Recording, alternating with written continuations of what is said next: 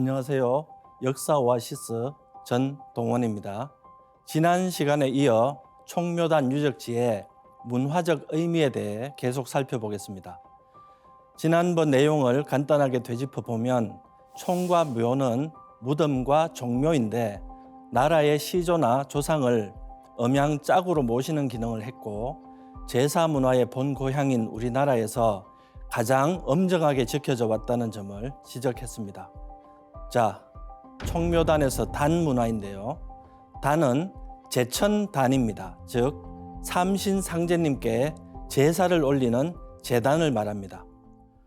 환국시대 이래 우리나라는 천제를 올려서 하늘에 계신 삼신상제님께 믿음과 공경을 표현해 왔습니다.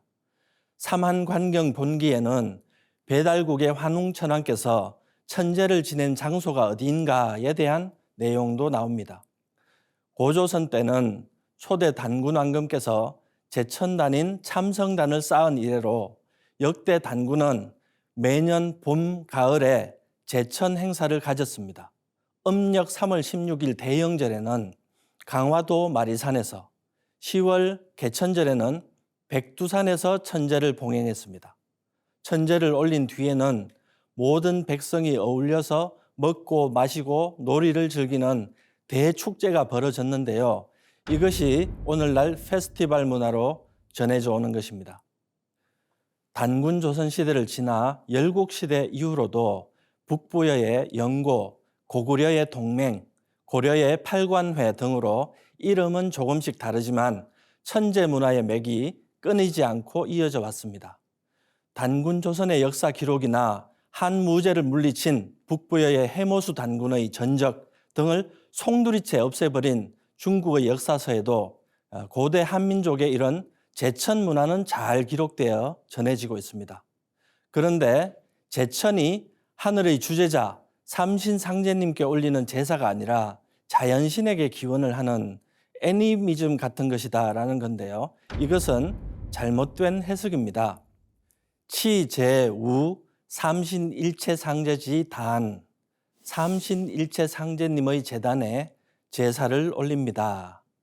이 글은 22세 색불루 단군이 천제를 올릴 때 봉독한 기도문, 서고문에 나오는 내용입니다. 여기서도 천제의 대상은 삼신일체상제님, 즉 삼신상제님이라는 것을 알 수 있습니다. 또 중국과 우리나라의 대표적인 제천 공간이라고 하면 북경의 천단공원과 서울시청 옆에 원구단터라고 할 수 있는데요. 공통적으로 황궁우라는 건물이 있습니다. 제천 행사가 있는 날이면 바로 이곳 황궁우에서 위패를 3단으로 되어 있는 제천단으로 옮겨서 제사를 지내는 것입니다. 보시다시피 두 곳 모두 위패에는 황천상제라고 적혀져 있습니다. 황천상제는 삼신상제님의 또 다른 호칭입니다. 즉 천제의 대상이 자연신이 아니라 상제님이란 것을 다시 한번 확인할 수 있습니다. 서울의 원구단은 환구단이라고도 불렸는데요. 여기에 대해서 부연 설명을 하겠습니다. 이 원구단 천제는 조선이 건국된 이후까지 이어졌는데 4대를 주장하는 일부 유학자들이 태조 이성계에게 원구단을 폐지해야 한다는 상소를 올리기 시작합니다. 그러나 태조가 거부를 합니다. 그러다가 태종 연간에 명의 압박으로 인해 결국 폐지가 됩니다. 1897년 대한제국을 선포한 고종 황제가 다시 원구단을 짓고 제천 문화를 부활시켰지만 1913년 일제는 원구단을 철거하고 황궁우만 남깁니다. 원구단 자리에는 조선철도 호텔을 세웠습니다. 그나마 남겨진 황궁우를 그들이 영업하는 호텔의 정원 누각 포지션으로 만들어 버렸던 것이죠. 지금은 그 자리에 웨스틴 조선 호텔이 들어와 있습니다. 이렇게 우리나라의 천제 문화는 고려시대까지는 잘 지켜져 왔지만 근세 조선 이후로는 자율권을 갖지 못하고 중국과 일본에 의해 온갖 침탈과 모욕을 받아온 것이 사실입니다. 우리나라의 제천 문화를 짓밟은 중국과 일본이 제천 문화를 소중하게 잘 지켰냐 하면 그렇지도 못합니다. 중국의 천단공원은 지금 관광객의 천국이 되어버렸고 유물론자인 중국 국민들은 상제님을 받아들이지 않습니다. 일본에도 제천 문화가 전해졌었는데요.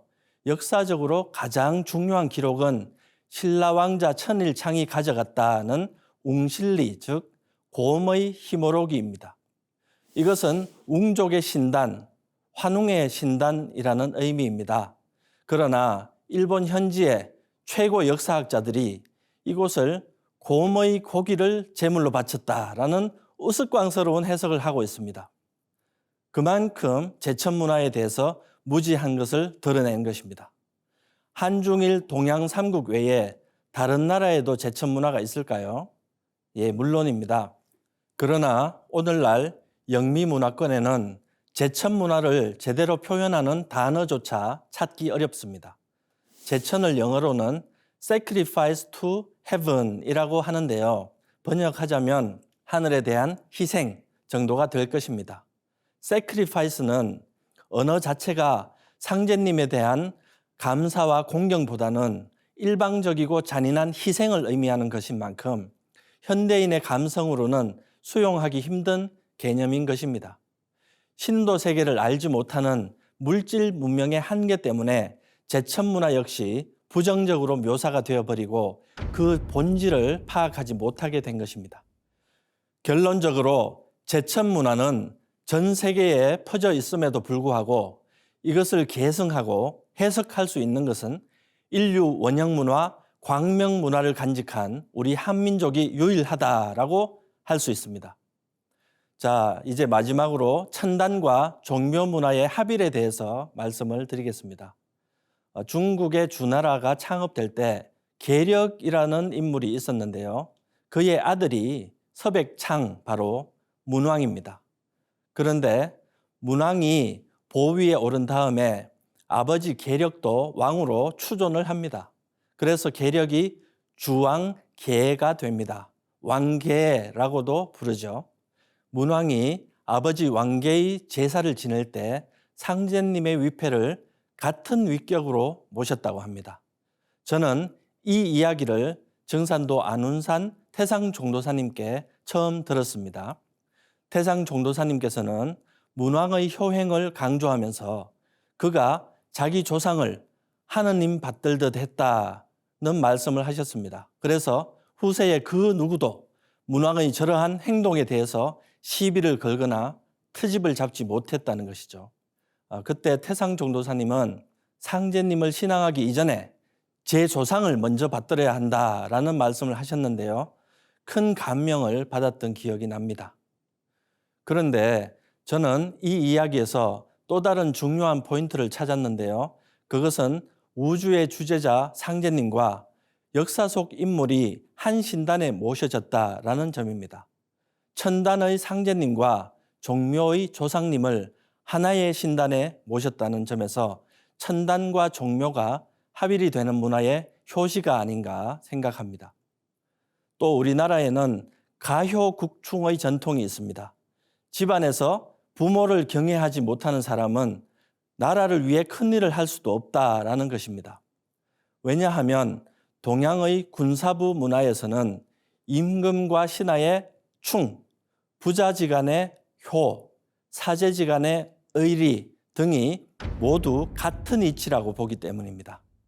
근세 조선 시대만 해도 불효자로 소문이 나면 그 사람은 관리로 등용될 수 없었다고 합니다. 결론적으로 우리나라는 창세 이래로 삼신상제님을 받드는 제천 문화가 있었고 나라를 세워 백성을 이끌어준 창업 군주도 종묘를 세워 받들어 왔습니다. 이 제천단과 종묘는 때로는 별개로 때로는 합사가 되어서 받들어져 왔던 것입니다. 이제 우리는 삼신상제님을 모시는 제천 문화를 온전히 회복해야 합니다. 그리고 환인천재, 환웅천왕, 단군왕검을 비롯한 국통맥 속의 창업 시조를 올바르게 받들어야 합니다. 아득한 창세 시절부터 인류의 원형 문화, 광명 문화를 전수해준 위대한 스승과 숭혼들께 보원을 해야 하는 때인 것입니다. 지금까지 우화량의 총묘단 문화가 역사적으로 어떻게 전해졌는가 하는 점을 살펴봤는데요. 고고학계에서는 저 홍산 문화가 배달국 시기의 유적지라고 합니다. 과연 18분 환웅 중에 어떤 분이 저곳에서 천재를 지냈는가 하는 점은 깊은 연구가 필요할 것입니다. 그러나 저 총묘단 문화가 역사적 과정을 거치고 거쳐서 마침내 동학과 참동학 증산도에까지 이르게 되었고 그 마지막 열매 총결론이 바로 지금 보시는 상생 월드센터라고 말씀을 드리고 싶습니다. 여러분, 인류 원형 문화, 광명 문화의 대성전 상생 월드센터에 많은 관심을 가져주시기 바랍니다. 감사합니다.